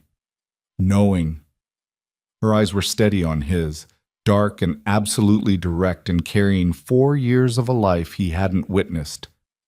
Because it didn't matter. Whether it was orchestrated or not, you stood there. You said what you said. You let me walk out. A pause. The knowledge of Tae-sung doesn't change what you chose. It just explains the conditions you chose inside of. He absorbed that. She was right. She was precisely, surgically right. And the fact that she had arrived at this understanding alone, over 4 years, without anyone walking her through it, was so entirely characteristic of her that it hit him with the force of something he had almost forgotten and was now being reminded of at considerable volume. I came to tell you about the document, he said, and about the Incheon facility. Tae-sung is moving against the syndicate's operations tonight. There's a customs inspection in progress, and NTS is on site, and he has people inside my logistics chain. Mom, eat some. He paused. I'm telling you because it will be in the news by morning, and I don't want you to read it without context. And because your company, if there's any financial structure connecting NYLA Studio to the Jeonju Trust, you need your lawyers looking at it tonight. Nyla glanced at Attorney Shin. Something passed between them. A look that carried the compressed information of people who have had a version of this conversation before. We're already on it, Attorney Shin said. Of course they were. There's one more thing, Kang Jae said. He looked at Nyla directly. She held it. I went to Heirin tonight, he said. She told me what she did. All of it. She's willing to give a full statement. The fire, the arrangement with Tae-sung, the fabricated document. She's going to lose everything when this comes out. She knows that. A pause. She told me she didn't know you were carrying triplets, that she didn't think about what they would become. He held Nyla's gaze. I told her their names. Something shifted in Nyla's face. Not softness exactly. Something more complicated than softness.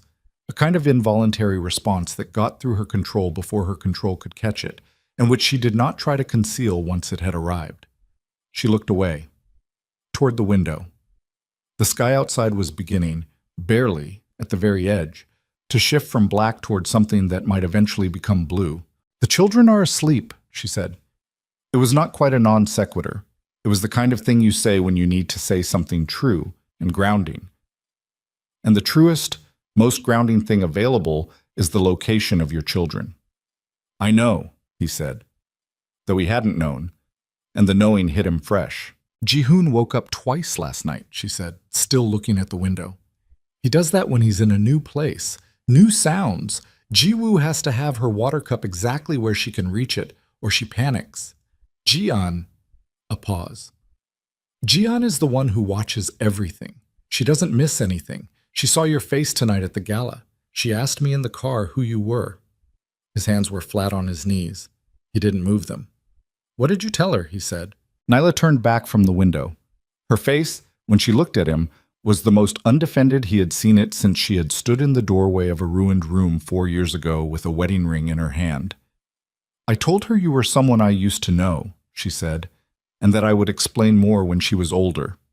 A pause. She said, Is he going to explain himself to you first? Nyla's mouth moved at the corner. Not quite a smile, something more specific than a smile. She's 3 years old.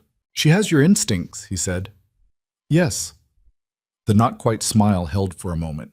Then it faded, and what replaced it was something sober and clear-eyed. Kang Jae, what you've told me tonight, I'm glad to have it. I mean that. The document, Tae-sung, the full picture, I'm glad. A pause. But I need you to understand something. Tell me. I did not come back to Seoul for you. I didn't bring my children to that gala for you to see them. I came back because I built something real, and it deserved a real stage, and Seoul Fashion Week was that stage. The timing, she gestured slightly.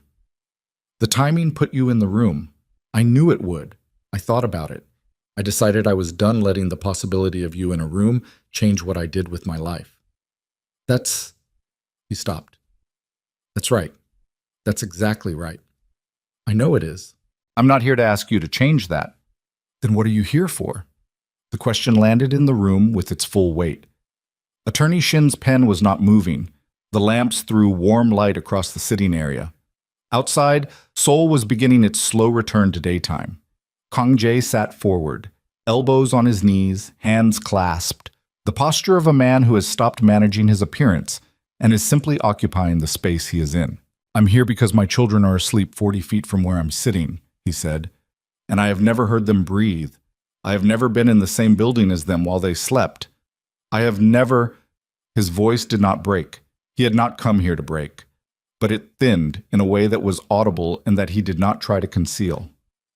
I am here because I want to be someone they can know, not someone they should have known, someone they actually know.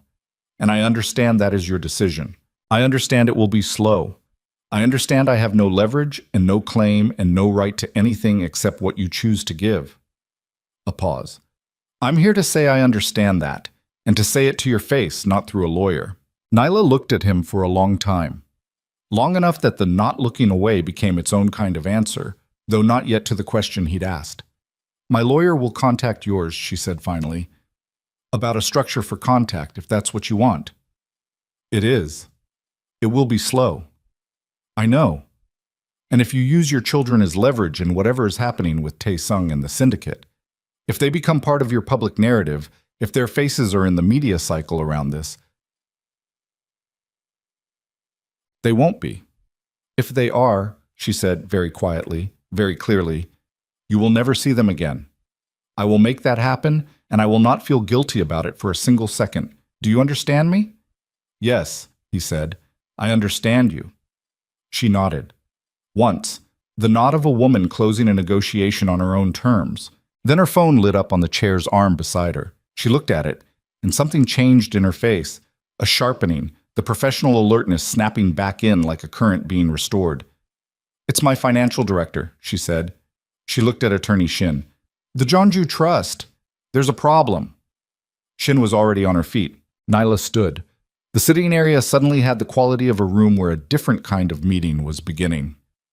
She looked at Kang Jae briefly, not dismissing him, just reconfiguring, the way a person reconfigures when the emergency shifts location. You should go, she said. Whatever is happening with your operation tonight, you need to be in front of it. He stood.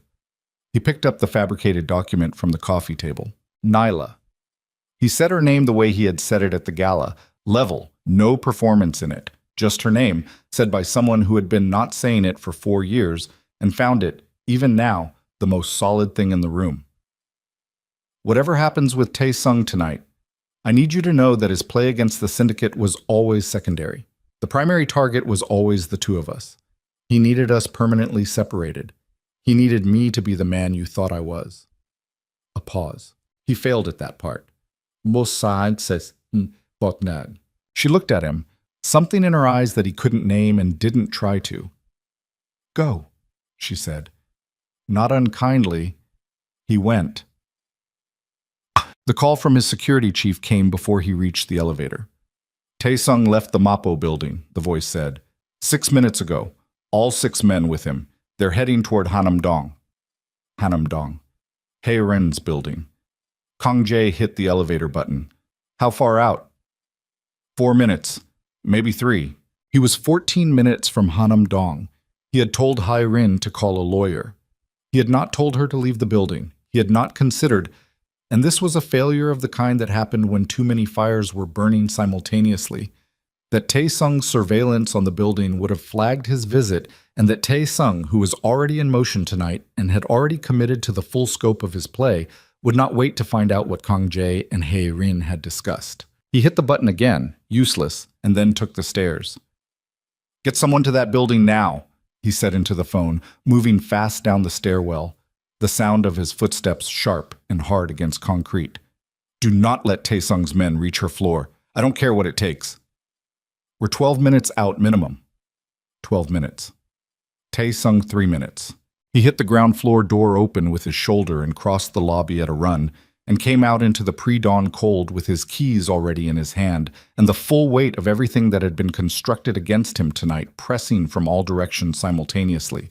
The containers, the NTS, the fabricated document, Do-hyun, and now Hae-ren, the one person who could walk into a room and dismantle Tae-sung's version of the last 4 years with her own testimony, unprotected and alone in a Hanam-dong apartment that Tae-sung had had eyes on all night. He got in the car. He drove. The streets at 5:40 a.m. were empty enough that he could move at a speed that was considerably beyond legal. And he moved at that speed without internal debate because the calculus was simple, and he had always been, under the management and the control and the cultivated stillness. A man capable of the simple calculus when everything else fell away. His phone was ringing on the seat beside him. 3 different numbers in rotation. His lawyer, the port operations director, his mother. He did not answer.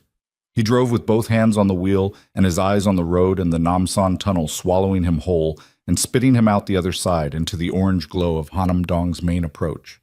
And he could see the high-rise from 2 blocks out, lit against the breaking sky. And he was counting seconds and running the numbers, and the numbers were not. He made it in 4 minutes and 11 seconds. He knew the exact count because he had been running it in his head the entire drive, the way his mind ran numbers when his body was already committed to a course of action, and the only variable remaining was whether the math was going to work out. 4 minutes, 11 seconds from the Shilla Hotel's underground exit to the curb outside Hayrin's building, which meant he arrived with somewhere between 40 seconds and 2 minutes to spare depending on how accurately his security chief had read Tae-sung's travel time. He found out it was closer to 40 seconds. Tae-sung's cars, 2 of them, black, the same fleet vehicles the syndicate used for operations that required deniability, were pulling into the building's underground entrance as Kang Jae came through the main lobby doors from the street. He did not take the elevator. He took the stairs again, moving fast and quiet in the way of a man who spent his 20s learning how to move through spaces that were not safe. And he came out on the 14th floor with his shoulder against the stairwell door and his breath controlled and his eyes already scanning the corridor. Empty. He moved to 1412, Hayrin's apartment, and knocked. 3 times, fast. A pause. Then the door opened and Hayrin's face appeared in the gap, and her eyes went immediately past him to the corridor behind him, and he saw the fear there, real and unperformed, the fear of someone who had spent the time since his departure doing the calculation she should have done before she called him. "They're in the building," he said. "I know. The security desk called up." She had dressed. Dark clothes, hair pulled back, a bag on the sofa behind her that told him she had been in the process of deciding whether to run. How much time? 40 seconds? Maybe less. Is there a service exit on this floor? End of the corridor left. Take the bag. Go. She looked at him. You're not coming. I'm not running from Tae-sung in my own city. He said it without heat. Just a fact, the way facts sounded when they had been decided in advance. The service exit takes you to the building's secondary lobby. There's a convenience store on the corner. Go there, stay inside, call attorney Shin, tell her where you are. Kang Jae, go, now. She went. He watched her move down the corridor toward the service exit, quick and low-heeled and without looking back, and then he turned and faced the elevator bank at the corridor's other end and waited. The elevator opened 20 seconds later. Tae-sung walked out with 2 men flanking him and 2 more behind, and he stopped when he saw Kang Jae standing in the corridor outside Hayrin's open apartment door. And for a moment, a single, very still moment, the 2 men looked at each other across 15 feet of hotel-grade carpet and the 30 years that lived inside that distance. Tae-sung looked older than he had at the gala 6 hours ago. Or perhaps Kang Jae was simply looking at him differently. Without the film of familiarity that had been coating his vision for 3 decades, the film that made you see the face you knew rather than the face that was actually there.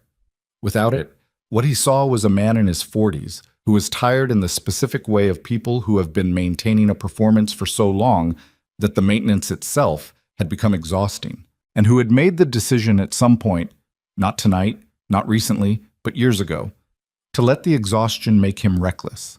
She's not here, Kang Jae said. Tae-sung looked at the open door, then back at Kang Jae. You got here fast. I drove fast. Where is she? Somewhere you won't find her tonight. He kept his hands at his sides, visible, the specific posture that communicated to the 4 men in the corridor that there was no weapon and no plan to make this physical. Not because he couldn't, but because physical was not the language this conversation needed to happen in.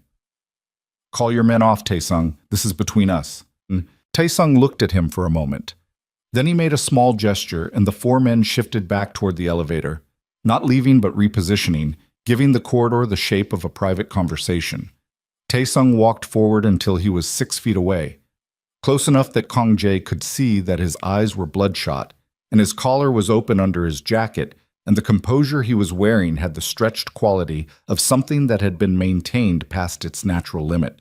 You read the documentation, Tae-sung said. All of it. Then you know I have been planning this for 4 years. You know the positions I have inside your operations.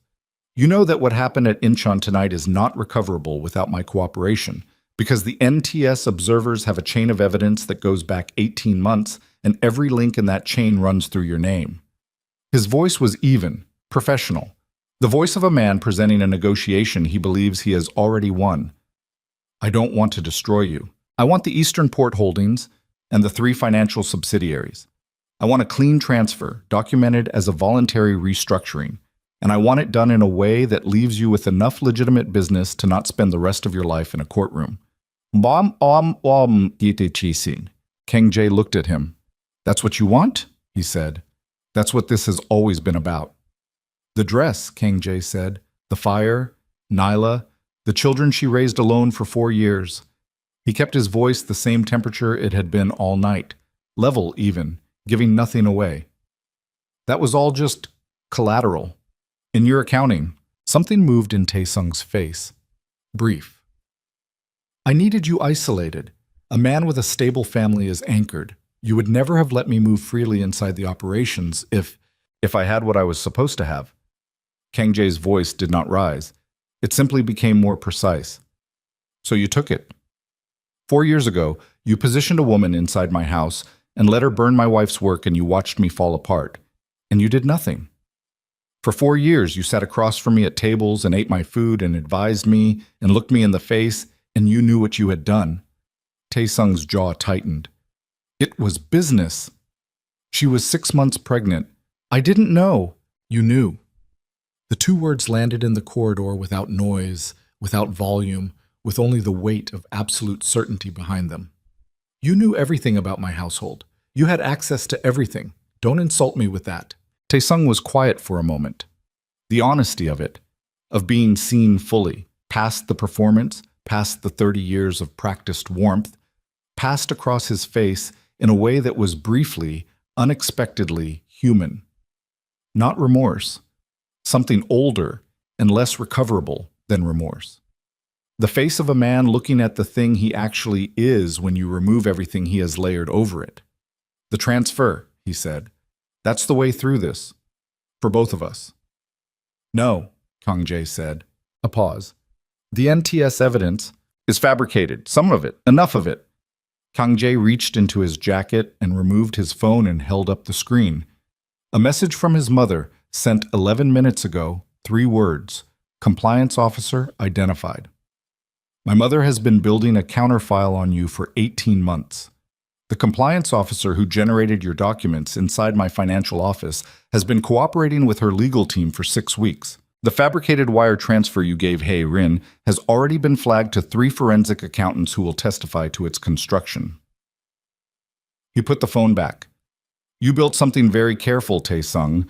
You built it over years, and you were patient and you were smart. But you built it inside a house that my mother has been walking through the whole time. The corridor was very quiet.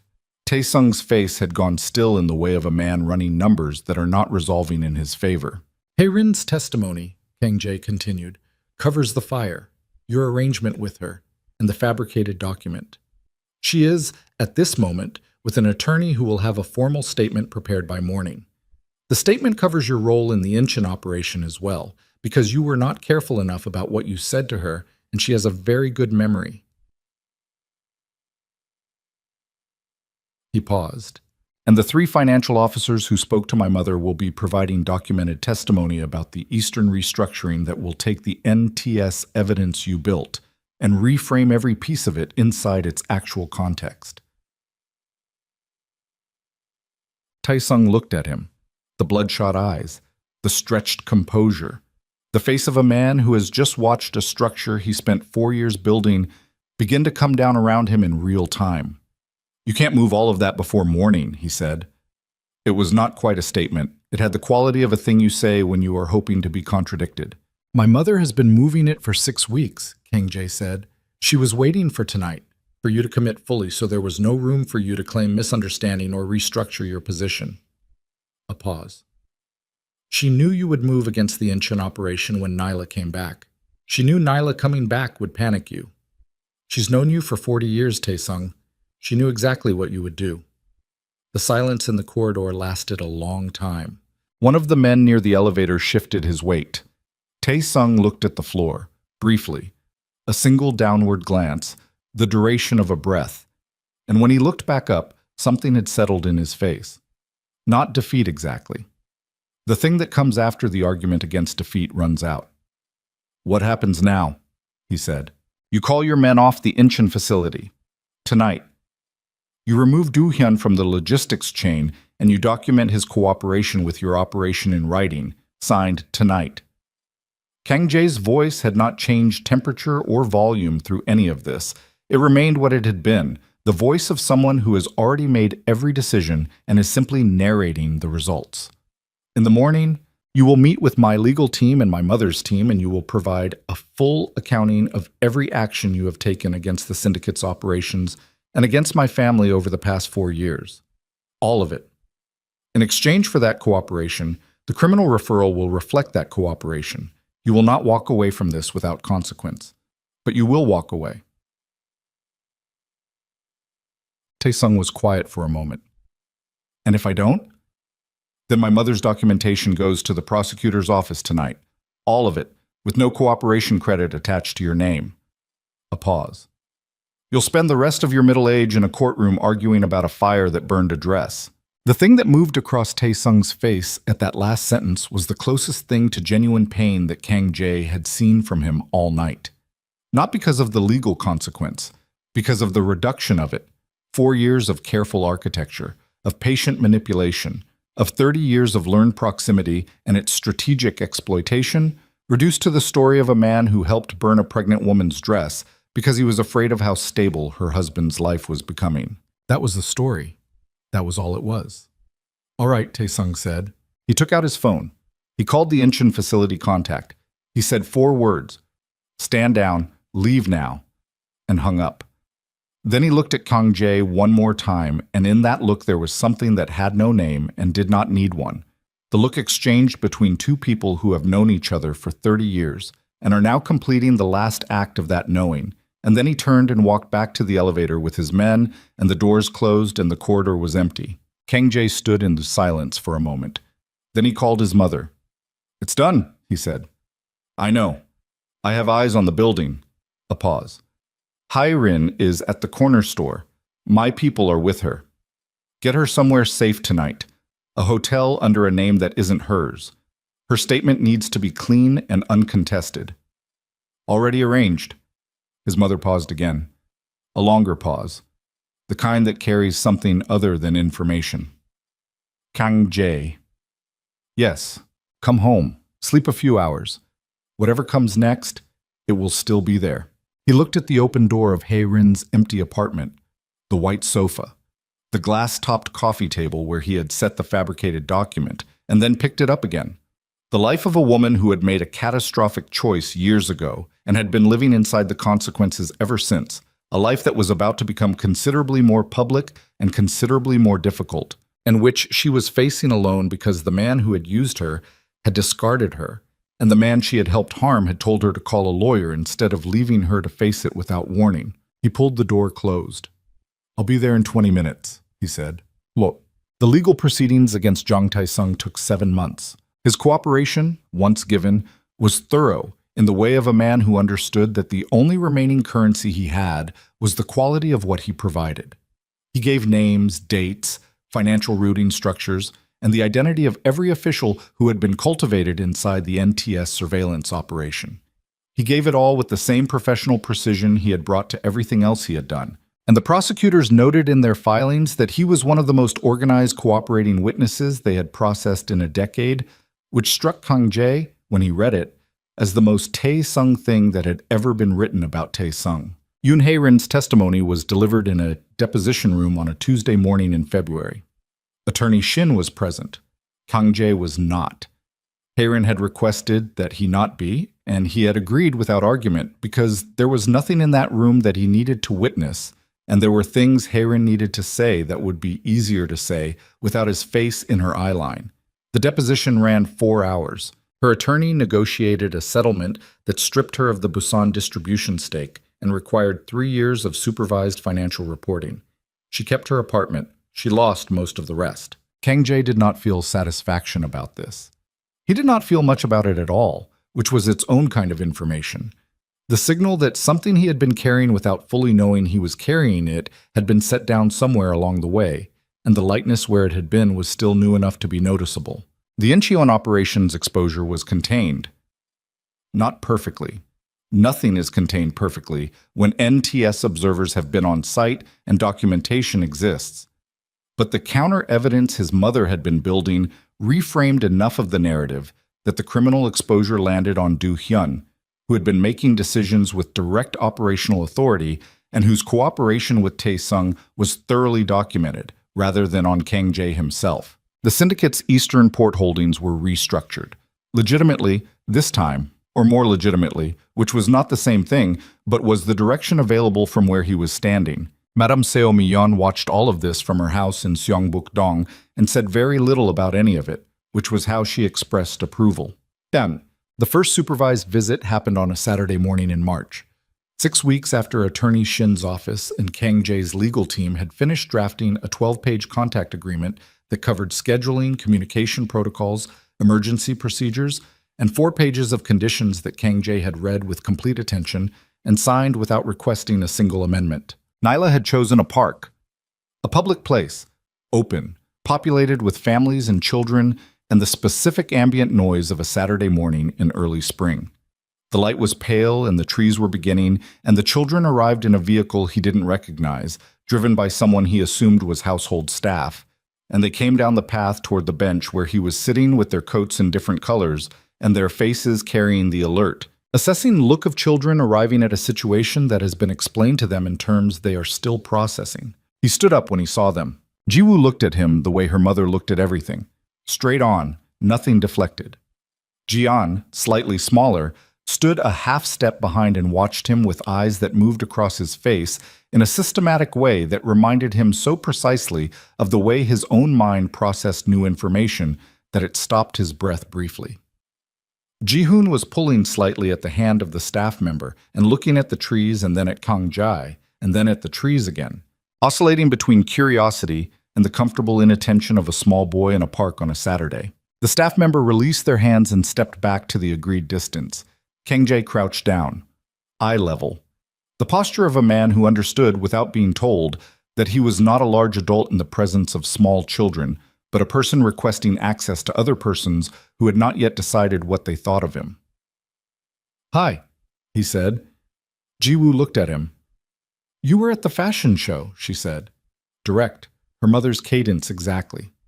"Yes," he said. "Mama knows you." "She does. We knew each other a long time ago." Jian had not spoken. She was still doing the systematic reading of his face, and he let her do it, staying still, not performing warmth or attempting to accelerate anything. Ji-hoon had found a stick near the path and was examining it with the focused interest of a 3-year-old who has discovered that sticks exist.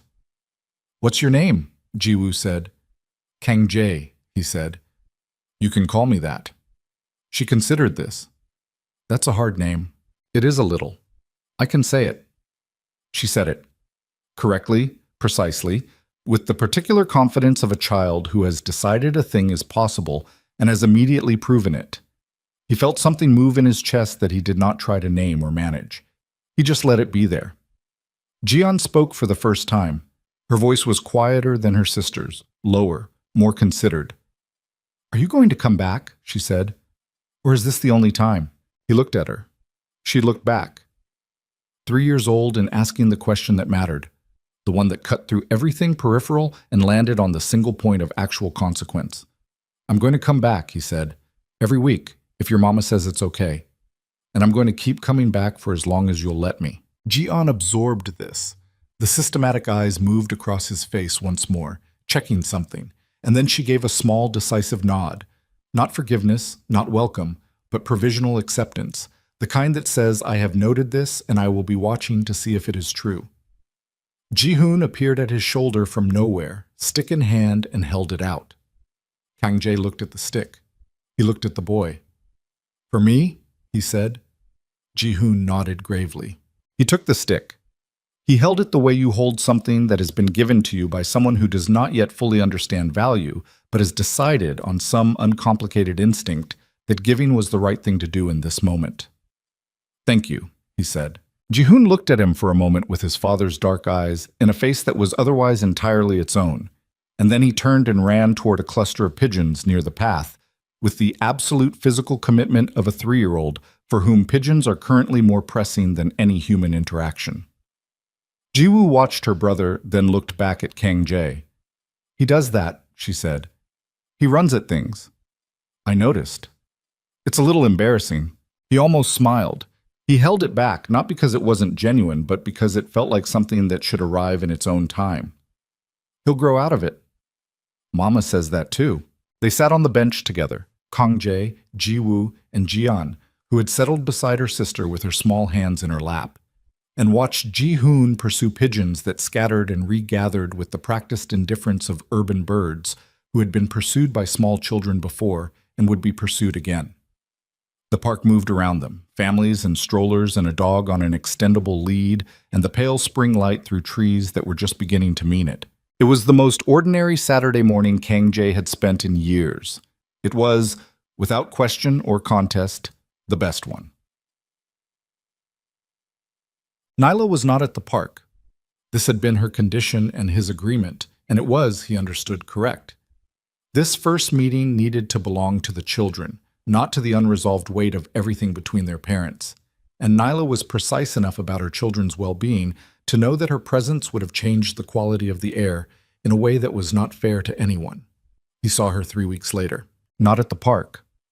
At a coffee meeting arranged through attorneys that both of them understood was not about coffee. The cafe she had chosen was in Mapo, not near either of their residences, the deliberate neutrality of a location chosen to belong to neither. She was there when he arrived, already seated, a cup in front of her that she had not been drinking. She looked well. This was not a polite assessment. It was a factual one. She looked like a woman whose life had settled into a shape that fit her. Not perfectly. Nothing fit perfectly, but adequately and honestly, and with enough room in it for the things that mattered. She wore no gold today.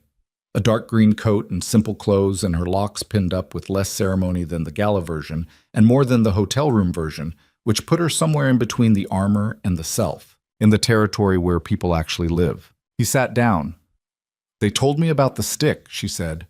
He looked at her. Ji-hoon. He told me he gave you a stick and you kept it. She looked at him with an expression that was complicated in more directions than he could track simultaneously. Did you? It's on my kitchen counter. Something moved across her face. She looked down at her cup for a moment, then back up. Jian asked me if you were a good person, she said. What did you tell her? I told her you were a person who was trying to be better, that those two things are different, and that the second one matters more. She paused. She said, How do you know he's trying? I told her you signed a 12-page document without changing a single word. A pause that had something in it that was not quite humor but was adjacent to it. She said that sounded boring but probably good. He absorbed that. The extraordinary reasonableness of his 3-year-old daughter's assessment of him landed with more accuracy than most things that had been said to him by adults in the past several months. She's right, he said. She usually is. Nyla wrapped both hands around her cup. The gown collection debuts in Paris in May. The midnight gold line, the one I wore to the gala, is the centerpiece. A pause. I've been working on it for 2 years. It started as... She stopped. It started as something I needed to make, to replace something. I know what it started as. She looked at him. The directness that had always been her default mode, unchanged, perhaps intensified. 4 years of building something from nothing, doing whatever. 4 years of building something from nothing does to the quality of a person's attention. Your mother is going to the Paris show, she said. I know. She asked if she could bring the children. I know that too. A pause. I said yes. He nodded. Said nothing, because there was nothing to say that the nod didn't say better. Kang Jae. She said his name the way she used to say it. Not performing it, not deploying it, just using it the way you use the name of someone you have known long enough that the name has become ordinary, which is the most valuable thing a name can become. What happened 4 years ago? All of it. Taesung, Haerin, the fire, everything your mother's documentation showed. She paused. I have thought about it a great deal. About how much of what I experienced was engineered and how much of it was real. Another pause. I've decided that the distinction matters less than I thought it would. He waited. What was real, she said, was that you were afraid, that you let the fear make you passive when I needed you to move. That you said 4 words that told me exactly what you believed about the value of what I made. She held his gaze. Taesung didn't put those words in your mouth. Haerin didn't write them. They were yours. Yes, he said. And also what was real, she continued, is that I built something. 4 years of something real and complete and mine. And my children are healthy, and they are extraordinary, and they know exactly who they are, and that happened because I chose to build instead of collapse. She paused. Taesung tried to use my exit as a weapon. What he didn't account for was that leaving was the best thing that could have happened to me. She said it without bitterness. That was the thing. There was no performance of strength in it, no edge that required a wound underneath it to be sharp. She said it the way you state a fact you have fully integrated, a fact that has stopped being painful, not because the pain was avoided, but because it was moved through completely. I know, he said. I'm not reconciling with you, she said clearly. I want you to understand that. What we are building, a structure for the children, a communication that doesn't run entirely through lawyers, the possibility that one day they can have both of us in a room without it being a formal event. That is what I'm interested in. Not what we were. I understand. Do you want something different? He considered the question honestly, the way he had been practicing considering things, without the management layer, without the calculation of what the answer was supposed to be. I want what's best for them, he said. I think what's best for them is a father who is present and consistent and earns their trust over time. I think the version of that which is also best for you is the one where I stay in my lane and don't make your life more complicated than it already is. He paused. Whatever I want beyond that, it doesn't belong in this conversation. She looked at him for a long moment. The cafe moved around them, the ordinary commerce of a Tuesday morning, coffee and conversations, and people with nowhere particular to be. Okay, she said. Not warm, not cold. The word of a woman who has heard something and found it adequate, which, from Nyla Brooks, was its own form of high praise. She picked up her cup. He ordered coffee he would actually drink this time. They sat in the Mapo Cafe for 40 minutes and talked about the children. Jian's obsession with learning the names of things, everything. She wanted to know what everything was called. Ji Woo's opinions, which were numerous and thoroughly held. Ji Hoon's relationship with the physical world, which was essentially a love affair conducted through running at it. They talked about the Paris show, and the legal timeline and the custody structure that attorney Shin was finalizing. They talk the way two people talk when they are building something careful and new from materials that are complicated and real. When she stood to leave, she put on her dark green coat and wrapped her scarf and picked up her bag, and she paused at the table for a moment. The mansion, she said. I heard you transferred it to the Children's Trust. Yes. Your mother told me what you did with the gown room. A pause. The closet. He had rebuilt it. Full renovation, new shelving, new lighting, warm, the color of afternoon sun. And at its center, on a display frame he had commissioned from a craftsman in Insadong who worked in reclaimed wood, a gold gown. Not Nyla's. Not a copy of the one that had burned. A new gown that he had commissioned from Inoile's studio through proper channels, anonymously, paying full market price, and which had arrived 6 months ago in a garment box that he had opened alone in the kitchen and carried upstairs and hung in the rebuilt closet and looked at for a long time before he closed the door. He had not told her about it. He had assumed, if she wanted to know, she would find out. She had found out. It's their house, he said. When they're old enough to want it, it should have something in it worth keeping. Nyla looked at him. She looked at him the same way Jian had looked at him in the park, systematically, thoroughly, checking something that only she could see the metric for. Then she said, Come to Ji-hoon's birthday. 4 weeks. It's at the house in Seongbukdong, the one I bought last year. Just family. She paused. Your mother is coming. The children know who you are now. It won't... Another pause. It won't be strange for them if you're there. He did not say what the invitation meant to him.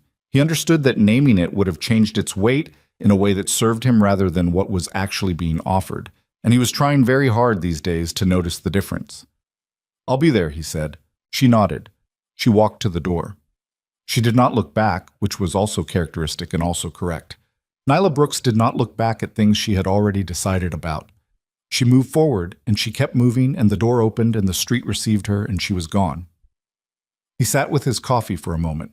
He thought about a Tuesday morning in November 4 years ago, and a hallway, and a fire, and 4 words he had said because he was afraid. He thought about the size of the distance between who he had been in that hallway and who he was required to become.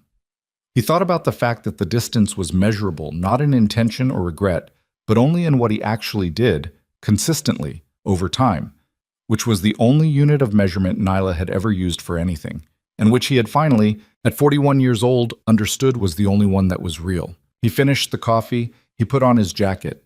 He left the cafe and walked out into the March morning, which was cold and clear in the specific way of Korean early spring, the sky a pale blue that would deepen by noon.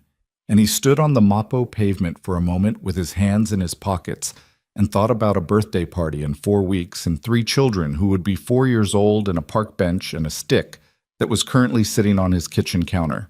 He thought about what it cost to become someone worth knowing. He thought about how the cost, when you finally stopped arguing with it, turned out to be exactly what you had. He walked toward the car. Behind him, in the cafe window, his empty cup sat on the table in the morning light.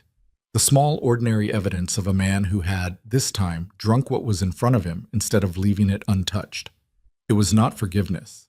It was not the restoration of what had been lost. It was a Tuesday morning in March, and a birthday in 4 weeks, and 3 children learning a name they had not always known, saying it with the ease of familiarity that accumulates, slowly and without ceremony, 1 week at a time. It was a chance. And for a man who had once stood in a hallway and watched something irreplaceable burn, who had let 4 words cost him everything that mattered, a chance was not a small thing. A chance, offered by someone who had no obligation to offer it, and every reason not to, who had built herself from the ashes of what he'd failed to protect, and had come back not for him, but for herself, and had decided, with full information and open eyes, to leave a door not closed. A chance was the most extraordinary thing in the world. He got in the car. He drove home. In the kitchen, on the counter, a small, ordinary stick sat in a glass of water. Ji-hoon's first gift. The beginning of something that had no name yet, that would take years to name, that was being built 1 hour per week in a park in early spring by a man learning, late and imperfectly and with everything he had left, how to be worthy of the people who had decided, against all reasonable odds, to let him try.